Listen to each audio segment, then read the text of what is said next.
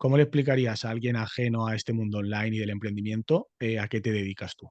Pues realmente es una pregunta difícil, ¿eh? Porque ¿a qué te dedicas? Lo más fácil es decir, no, me dedico al marketing online o al marketing digital, y es lo típico. Pero realmente yo a lo que me dedico es a crear contenido y ayudar a la gente a mejorar sus finanzas y, en general, pues mejorar un poco su vida a través de la optimización del dinero, ya sea para invertirlo o para generarlo. O sea que al final yo diría que podría ser la frase descriptiva. Yo creo que solo hay una pregunta más difícil que a qué te dedicas y es ¿quién eres? Entonces, creo que la respuesta queda muy clara. Otra cosa que te quería preguntar, algo con lo que hablo, de lo que hablo con mucha gente que está emprendiendo, es que emprender es difícil, es un mundo lleno de complicaciones. Entonces, a mí siempre me gusta saber con las personas que hablo es por qué en este caso Víctor ha decidido complicarse la vida emprendiendo. Pues sí, de hecho es lo más difícil y no es muy recomendable, por eso, de hecho, nuestros padres no nos lo recomiendan nunca. Y yo en mi newsletter que tengo una de emprendimiento, el primero o segundo email era, ¿seguro que quieres emprender? Porque esto no es lo que piensas.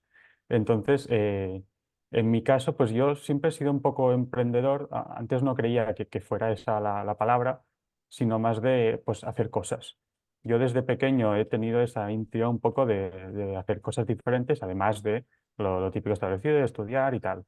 Y pues desde los 15 16 años he hecho diferentes cosas en las que, por ejemplo, pues creé una marca de ropa cuando aún no existía Instagram, que me acuerdo que publicaba en Facebook.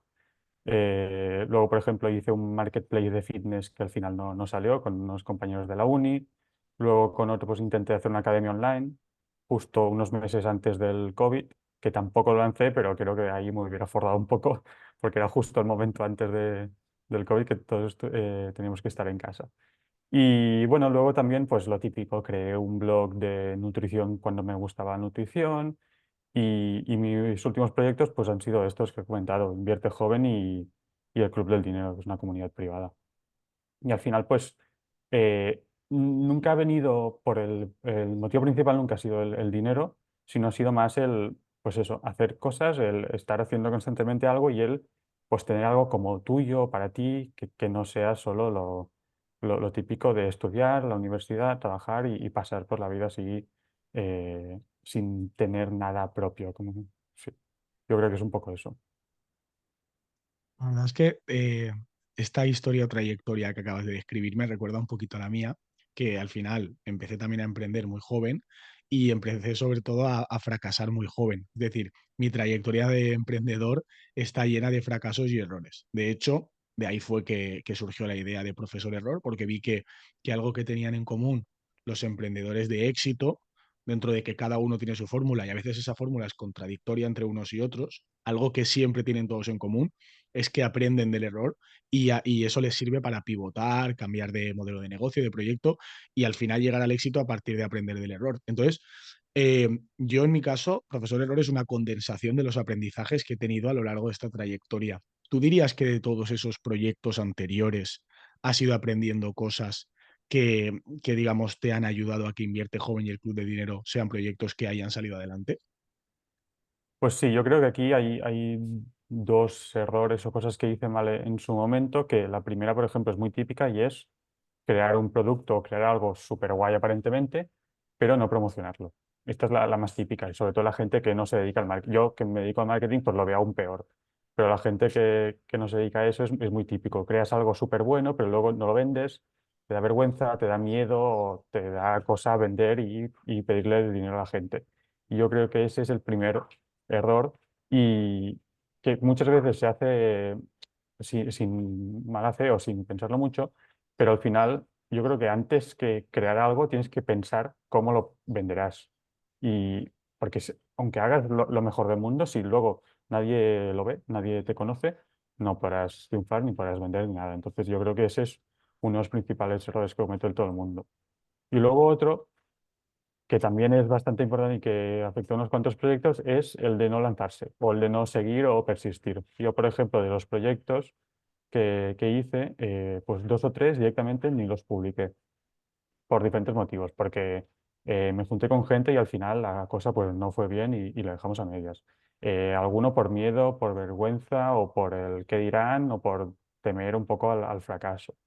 Y alguno por simplemente no ser consistente y aburrirme o no hacer algo que me gustase y por eso pues al final pues me cansé, me aburrí y perdí las ganas de hacerlo. Así que yo creo que son esos el no vender o el tener miedo a promocionarlo y el no seguir, no persistir o no encontrar lo que a ti realmente te gusta y que te ayude a estar activo y a que sea algo pues más a largo plazo.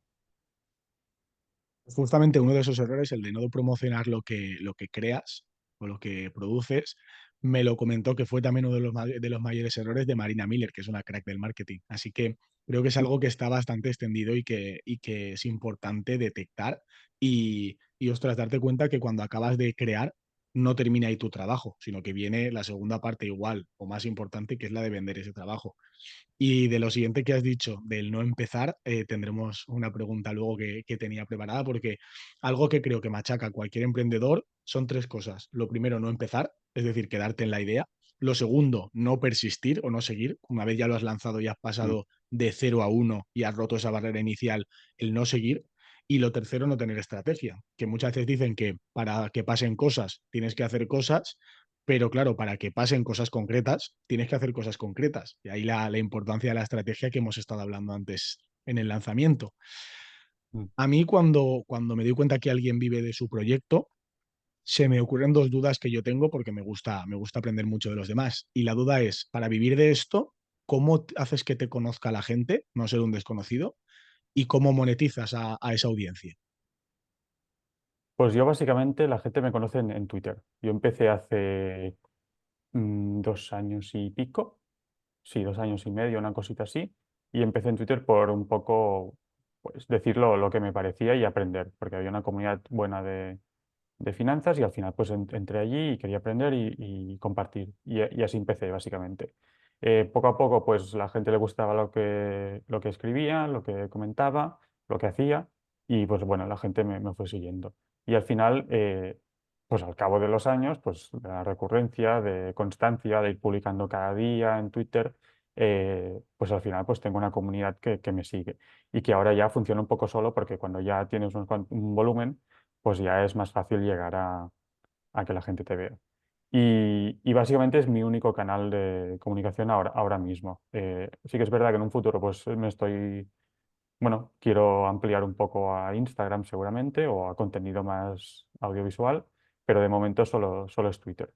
Y la gente pues me conoce allí y luego sí que es verdad que me los llevo a mi newsletter, que ahí es donde ya hay el buen contenido de valor y donde yo controlo los impactos que hago, que es muy importante eso. Al final, lo sencillo es lo más efectivo. Un canal de atracción y un canal de venta. ¿Tú dirías que ha influido el timing a la hora de ese crecimiento en Twitter? Porque yo estoy viendo muchas cuentas que empiezan hoy en día y les cuesta crecer o les cuesta tener alcance y se desaniman. ¿Crees que es falta de paciencia? ¿Crees que quizás el timing en un momento donde estaban creciendo ese tipo de cuentas influyó o cómo valoras ese crecimiento? Yo creo que sí que existe un timing, pero más un timing general y no muy pequeño de pues este mes es malo o estos 2 meses son malos. Es más una época. Por ejemplo, yo cuando empecé o cuando ya pues ya estaba arrancando bien, pues se hablaba mucho de inflación, después del COVID, mucha gente sin trabajo, mucha gente en remoto que ganaba mucho dinero, ingenieros y tal. eh, y era un momento, pues Bitcoin también estaba más activo el tema, entonces pues se hablaba mucho más de finanzas, dinero y tal. Y al final pues todo esto creo que ayudó un poco y que el timing fue, bueno, que es mejor que no hace 5 años o ahora, que ahora ya está un poco más quemado, ya está muy de moda. En cualquier librería te vas y los libros más leídos o que más se venden son Padre Rico, Padre Pobre, Hábitos Atómicos y de este estilo. Entonces, ahora creo que todo el tema finanzas, autoayuda, desarrollo personal está muy en auge y las finanzas un poco más, entonces creo que ahora ya está el mercado bastante asentado. Y ahora empezar, pues es bastante más difícil que hace, pues eso, 2, 3 añitos cuando aún, que no estaba virgen, digamos, estaba en crecimiento, pero que aún había espacio. Así que sí, yo creo que sí que existe un timing, pero no el timing bueno, de corto plazo, de pues este mes no es bueno porque hay no sé qué, sino es más eso, a unos años. O sea que sí. Claro, yo sí que es verdad que algo que recomiendo a la gente con la que trabajo cuando ven que un nicho está saturado, es que siempre hay espacio para la calidad. Y yo a veces prefiero encontrar un nicho saturado, entre comillas, que parece que es difícil entrar.